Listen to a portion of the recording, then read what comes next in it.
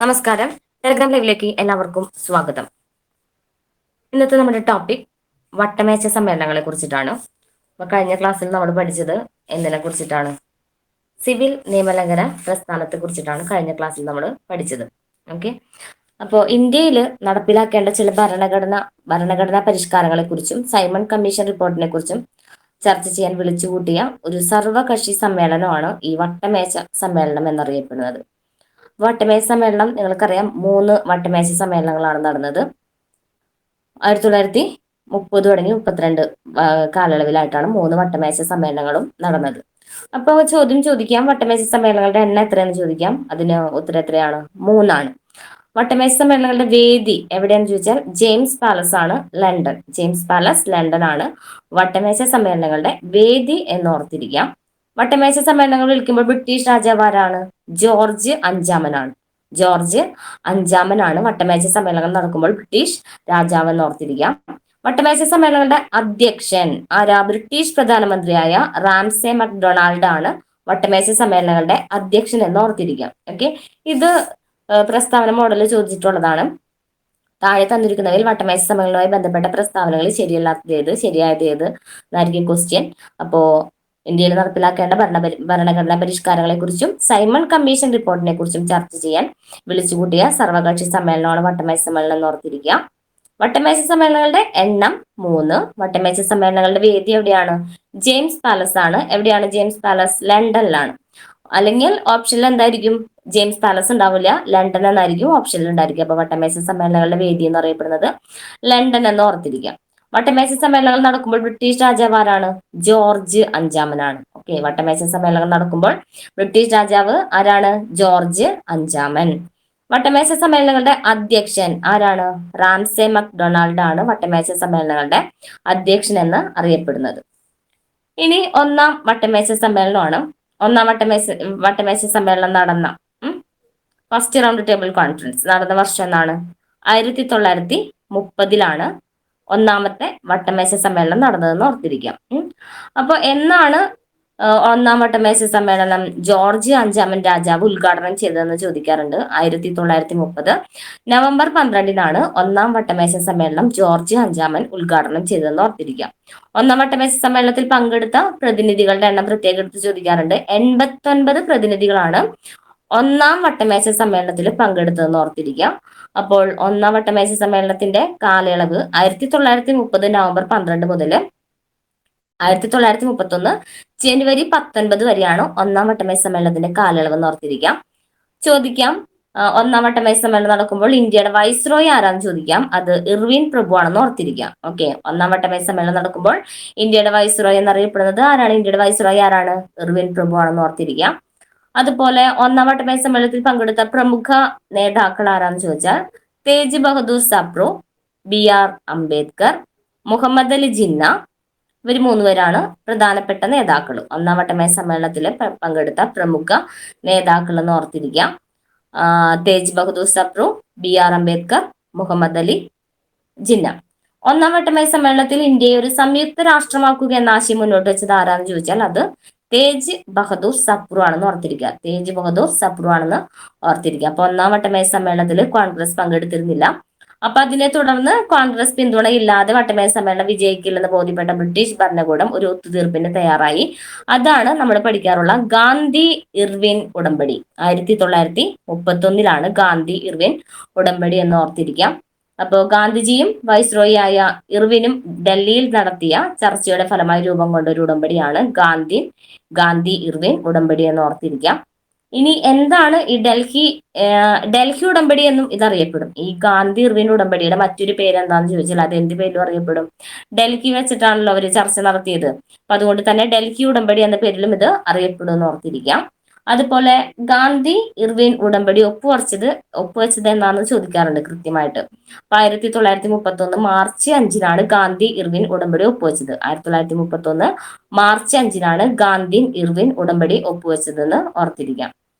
അപ്പൊ ഇതിന്റെ ഫലമായിട്ടാണ് ഗാന്ധി 2 ആശയങ്ങൾ കൊണ്ടുവന്ന, അല്ലെങ്കിൽ 2 കാര്യങ്ങൾ ഇവിടെ ഗാന്ധി ഇർവിൻ ഉടമ്പടിയുടെ ഫലമായിട്ട് രൂപം കൊണ്ടു. ഏതൊക്കെയാണ്? ഒന്ന്, സിവിൽ നിയമലംഘന പ്രസ്ഥാനം നിർത്തിവെക്കാനും അതുപോലെ തന്നെ രണ്ടാം വട്ടമേശ സമ്മേളനത്തിൽ പങ്കെടുക്കാനും തീരുമാനിച്ചു. ഓക്കെ, അപ്പൊ ഗാന്ധി ഇർവിൻ ഉടമ്പടിയുടെ രണ്ട് ഫലങ്ങള്: കോൺഗ്രസ് രണ്ടാം വട്ടമേശ സമ്മേളനത്തിൽ പങ്കെടുക്കുന്നു, ഗാന്ധിജി നയിച്ചു കൊണ്ടുവന്നിരുന്ന സിവിൽ നിയമലംഘന പ്രസ്ഥാനം നിർത്തിവെക്കാനും ഏതോട് ധാരണയായി? ഗാന്ധി ഇർവിൻ ഉടമ്പടിയോടെ ധാരണയായി എന്ന് ഓർത്തിരിക്കുക. അപ്പൊ ഇതിനെ തുടർന്നായിട്ടാണ് രണ്ടാം വട്ടമേശ സമ്മേളനം നടക്കുന്നത്. ഏത് വർഷം? 1931 രണ്ടാം വട്ടമേശ സമ്മേളനം നടക്കുന്നതെന്ന് ഓർത്തിരിക്കാം. ചോദിച്ചു കണ്ടിട്ടുണ്ട്. രണ്ടാം വട്ടമേശ സമ്മേളനം നടന്ന വർഷം എന്ന്, ഒന്നാം വട്ടമേശ സമ്മേളനം നടന്ന വർഷം എന്ന് സെപ്പറേറ്റ് ചോദിക്കാറുണ്ട്. അതുപോലെ പ്രസ്താവന മോഡലിലും ചോദിക്കാറുണ്ട്. അപ്പോൾ രണ്ടും ഓർത്തിരിക്കാം. രണ്ടാം വട്ടമേശ സമ്മേളനം ആരംഭിച്ചത് എന്നാണ് പ്രത്യേകം എടുത്ത് ചോദിച്ചാൽ 1931 സെപ്റ്റംബർ 7-നാണ്. ഓക്കെ, 1931 സെപ്റ്റംബർ 7-നാണ് രണ്ടാം വട്ടമേശ സമ്മേളനം ആരംഭിച്ചതെന്ന് ഓർത്തിരിക്കാം. ഈ രണ്ടാം വട്ടമേശ സമ്മേളനത്തിൽ മറ്റൊരു അല്ലെങ്കിൽ സമ്മേളനത്തിന്റെ കാലയളവ് ചോദിക്കുകയാണെങ്കിൽ 31 സെപ്റ്റംബർ 7-ആണ് സ്റ്റാർട്ട് ചെയ്തതെന്ന് നമ്മൾ പറഞ്ഞില്ലേ. അപ്പൊ ഡിസംബർ വരെയാണ് ഈ വട്ടമേശ സമ്മേളനത്തിന്റെ കാലയളവ്. 1931 സെപ്റ്റംബർ മുതൽ ഡിസംബർ വരെയാണ് രണ്ടാം വട്ടമേശ സമ്മേളനത്തിന്റെ കാലയളവ് എന്ന് ഓർത്തിരിക്കാം. ആദ്യത്തേൽ നമ്മൾ പറഞ്ഞു 89 പ്രതിനിധികളാണ് പങ്കെടുത്തിരുന്നത്. അപ്പൊ രണ്ടാമത്തെ വട്ടമേശ സമ്മേളനത്തിൽ പങ്കെടുത്ത പ്രതിനിധികൾ എന്ന് പറയുന്നത് 112 പേരാണ്. ഓക്കെ, രണ്ടാം വട്ടമേശ സമ്മേളനത്തിൽ പങ്കെടുത്ത പ്രതിനിധികൾ എത്ര പേരാണ്? 112 പേരാണ്. ഓർത്തിരിക്കാം. ഇന്ത്യൻ നാഷണൽ കോൺഗ്രസ് പങ്കെടുത്ത വട്ടമേശ സമ്മേളനം ഏതാണെന്ന് ചോദിച്ചാൽ ഏതാണ്? നമ്മുടെ രണ്ടാമത്തെ വട്ടമേശ സമ്മേളനത്തിൽ മാത്രമാണ് കോൺഗ്രസ് പങ്കെടുത്തെന്ന് ഓർത്തിരിക്കുക. ഇന്ത്യൻ നാഷണൽ കോൺഗ്രസ് പങ്കെടുത്ത വട്ടമേശ സമ്മേളനം ഏതാണെന്ന് ചോദിച്ചാൽ രണ്ടാം വട്ടമേശ സമ്മേളനം എന്ന് ഓർത്തിരിക്കുക. ഇനി ഇന്ത്യൻ നാഷണൽ കോൺഗ്രസിനെ പ്രതിനിധീകരിച്ച ഏക വ്യക്തി നിങ്ങൾക്കറിയാലോ രണ്ടാം വട്ടമേശ സമ്മേളനത്തിൽ ആരായിരിക്കും? ഗാന്ധിജിയാണ് രണ്ടാം വട്ടമേശ സമ്മേളനത്തിൽ ഇന്ത്യൻ നാഷണൽ കോൺഗ്രസിനെ പ്രതിനിധീകരിച്ച ഏക വ്യക്തി എന്ന് ഓർത്തിരിക്കാം. അതുപോലെ ഇങ്ങനെയും ചോദിക്കാറുണ്ട്, രണ്ടാം വട്ടമേശ സമ്മേളനത്തിൽ ഗാന്ധിജി പങ്കെടുക്കാൻ കാരണമായ ഉടമ്പടി. നമ്മൾ നേരത്തെ പഠിച്ച 1931 ഗാന്ധി ഇർവിൻ സന്ധിയാണെന്ന് ഓർത്തിരിക്കുക, അല്ലെങ്കിൽ ഉടമ്പടി. ഗാന്ധി ഇർവിൻ ഉടമ്പടി അല്ലെങ്കിൽ ഗാന്ധി ഇർവിൻ സന്ധി അല്ലെങ്കിൽ ഡൽഹി ഉടമ്പടി എന്നൊക്കെ ആയിരിക്കും ഓപ്ഷനിൽ ഉണ്ടായിരിക്കാം. ഇനി രണ്ടാം വട്ടമേശ സമ്മേളനത്തില് ഭാരതീയ സ്ത്രീകളെ പ്രതിനിധാനം ചെയ്ത് പങ്കെടുത്തത് ആരാന്ന് ചോദിച്ചാൽ അത് സരോജിനി നായിഡു ആണെന്ന് ഓർത്തിരിക്കാം. ഓക്കെ, രണ്ടാം വട്ടമേശ സമ്മേളനത്തിൽ ഭാരതീയ സ്ത്രീകളെ പ്രതിനിധാനം ചെയ്ത് പങ്കെടുത്ത ആരാണ്? സരോജിനി നായിഡു. ഈ രണ്ടാം വട്ടമേശ സമ്മേളനത്തിൽ നാട്ടുരാജ്യങ്ങളെ പ്രതിനിധീകരിച്ചത് അല്ലെങ്കിൽ പ്രതിനിധാനം ചെയ്തതാണ് സർദാർ KM പണിക്കർ. ആരാണ്? സർദാർ KM പണിക്കരാണ് രണ്ടാം വട്ടമേശ സമ്മേളനത്തിൽ നാട്ടു രാജ്യങ്ങളെ പ്രതിനിധാനം ചെയ്തതെന്ന് ഓർത്തിരിക്കുക. ഇനി ഈ രണ്ടാം വട്ടമേശ സമ്മേളനത്തിൽ പങ്കെടുത്തപ്പോഴാണ് ഗാന്ധിജിയെ വിൻസ്റ്റൺ ചർച്ചിൽ എന്ത് പറഞ്ഞത്? അർദ്ധനഗ്നനായ ഫക്കീർ എന്ന് വിശേഷിപ്പിച്ചത്. ഓക്കെ, രണ്ടാം വട്ടമേശ സമ്മേളനത്തിൽ പങ്കെടുത്ത ഗാന്ധിജിയെ അർദ്ധനഗ്നനായ ഫക്കീർ എന്ന് വിശേഷിപ്പിച്ചത് ആരാന്ന് ക്വസ്റ്റ്യൻ വന്നാൽ അത് വിൻസ്റ്റൺ ചർച്ചിലാണ്. ഓർത്തിരിക്കുക, വിൻസ്റ്റൺ ചർച്ചിലാണ് രണ്ടാം വട്ടമേശ സമ്മേളനത്തിൽ പങ്കെടുത്തപ്പോൾ ഗാന്ധിജിയെ അർദ്ധനഗ്നനായ ഫക്കീർ എന്ന് വിശേഷിപ്പിച്ചത്. അതുപോലെ തന്നെ ബ്രിട്ടീഷുകാർ ഇന്ത്യ വിട്ടു പോകാതെ വർഗീയ പ്രശ്നമൊന്നും പരിഹരിക്കാൻ സാധിക്കില്ല എന്ന ഗാന്ധിജിയുടെ പ്രഖ്യാപനം എന്തിന്റെ? രണ്ടാം വട്ടമേശ സമ്മേളനത്തിന്റെ പരാജയത്തിലേക്ക് നയിക്കുകയാണ് ചെയ്തത്. അങ്ങനെ വീണ്ടും ഇതിന്റെ ഫലമായിട്ട് സിവിൽ നിയമലംഘന സമരം പുനരാരംഭിക്കുകയാണ് ഗാന്ധിജി ചെയ്തത്. അപ്പൊ ക്വസ്റ്റ്യൻ ചോദിക്കും, സിവിൽ നിയമലംഘന സമരം പുനരാരംഭിച്ചത് എന്നാന്ന് ചോദിച്ചാൽ 1932 ജനുവരി 3-നാണെന്ന് ഓർത്തിരിക്കുക. ഓക്കെ, രണ്ടാം വട്ടമേശ സമ്മേളനത്തിൽ ഗാന്ധിജിയുടെ ഉപദേഷ്ടാവായിരുന്നത് ആരാന്ന് ചോദിച്ചാൽ അത് മദൻ മോഹൻ മാളവിയാണ് രണ്ടാം വട്ടമേശ സമ്മേളനത്തിൽ ഗാന്ധിജിയുടെ ഉപദേഷ്ടാവായിരുന്നത്. ഇത്രയും കിട്ടിയോ? ഇത്രയും പോയിന്റ്സ് ആണ് നമുക്ക് രണ്ടാം വട്ടമേശ സമ്മേളനവുമായിട്ട് ബന്ധപ്പെട്ട് പഠിക്കാനുള്ള പ്രധാന പോയിന്റ്സ്. ഇനി അടുത്തതാണ് നമ്മൾക്ക് മൂന്നാം വട്ടമേശ സമ്മേളനം. അപ്പൊ ഇതില് ഒരു കൺഫ്യൂസിങ് ഫാക്ട്സ് ഉണ്ട്. ഒന്നാമത്തെ വട്ടമേശ സമ്മേളനം നടക്കുമ്പോൾ ആരാ വൈസ്രോയ് എന്ന് പറഞ്ഞേ? നമ്മുടെ ഇർവിൻ പ്രഭു ആണെന്ന് നമ്മൾ പറഞ്ഞു, ഇന്ത്യയുടെ വൈസ്രോയി. പക്ഷെ രണ്ടാമത്തെയും മൂന്നാമത്തെയും വട്ടമേശ സമ്മേളനങ്ങൾ നടക്കുമ്പോൾ വൈസ്രോയി ആരാണ്? വെല്ലിംഗ്ടൺ പ്രഭു ആണെന്ന് ഓർത്തിരിക്കാം. ഓക്കെ, അപ്പൊ വൈസ്രോയി മാറി ഇർവിനെ തുടർന്ന് ആരാണ് അധികാരത്തിൽ വന്നത്? വെല്ലിംഗ്ടൺ പ്രഭു ആണ്. അപ്പൊ 2-3 വട്ടമേശ സമ്മേളനത്തിൽ നടക്കുമ്പോൾ ആരാണ് വൈസ്രോയി എന്ന് ചോദിച്ചാൽ അത് വെല്ലിംഗ്ടൺ പ്രഭു ആണെന്ന് ഓർത്തിരിക്കാം. ഇനി മൂന്നാം വട്ടമേശ സമ്മേളനം നടന്ന വർഷം എന്നാണെന്ന് ചോദിച്ചാൽ 1932-ലാണ്. ഓക്കെ, ഒന്നാമത്തെ 30, രണ്ടാമത്തെ 31, മൂന്നാമത്തെ 32. ഇനി ഇതിൽ എത്ര പ്രതിനിധികളാണ് പങ്കെടുത്തതെന്ന് ചോദിക്കും മൂന്നാം വട്ടമേശ സമ്മേളനത്തിൽ. എത്രയാണ്? 46ആണ്. ഒന്നാമത്തെ 86, രണ്ടാമത്തെ 112, മൂന്നാമത്തെ വട്ടമേശ സമ്മേളനത്തിലെത്തിയ പ്രതിനിധികളുടെ എണ്ണം ചോദിച്ചാൽ അത് 46ആണെന്ന് ഓർത്തിരിക്കാം. ഓക്കെ. ഇനി എന്നാണ് മൂന്നാം വട്ടമേശ സമ്മേളനം ആരംഭിച്ചത്? എന്നാണ്? 1932 നവംബർ 17നാണ് മൂന്നാം വട്ടമേശ സമ്മേളനം നടന്ന അല്ലെങ്കിൽ ആരംഭിച്ചത്. ഓക്കെ. എന്നുവരെ? ഡിസംബർ 24 മുതൽ. ഓക്കെ. 1932 നവംബർ 17 മുതൽ ഡിസംബർ 24 വരെയാണ് മൂന്നാം വട്ടമേശ സമ്മേളനത്തിന്റെ കാലയളവ് എന്ന് ഓർത്തിരിക്കാം. ഇനി മൂന്നാം വട്ടമേശ സമ്മേളനത്തിൽ പങ്കെടുക്കാതിരുന്ന ബ്രിട്ടീഷ് രാഷ്ട്രീയ പാർട്ടി ഏതെന്ന് ചോദിച്ചാൽ അത് ലേബർ പാർട്ടിയാണ്. ഓക്കെ. മൂന്നാം വട്ടമേശ സമ്മേളനത്തിൽ പങ്കെടുക്കാതിരുന്ന ബ്രിട്ടീഷ് രാഷ്ട്രീയ പാർട്ടിയാണ് ലേബർ പാർട്ടി എന്ന് ഓർത്തിരിക്കാം. മൂന്നാം വട്ടമേശ സമ്മേളനത്തിൽ നടന്ന ചർച്ചകൾ സംഗ്രഹിച്ച് ബ്രിട്ടീഷ് സർക്കാർ ഒരു ധവളപത്രം പുറപ്പെടുവിച്ചു. അപ്പൊ അതും കൂടി ഓർത്തിരിക്കാം.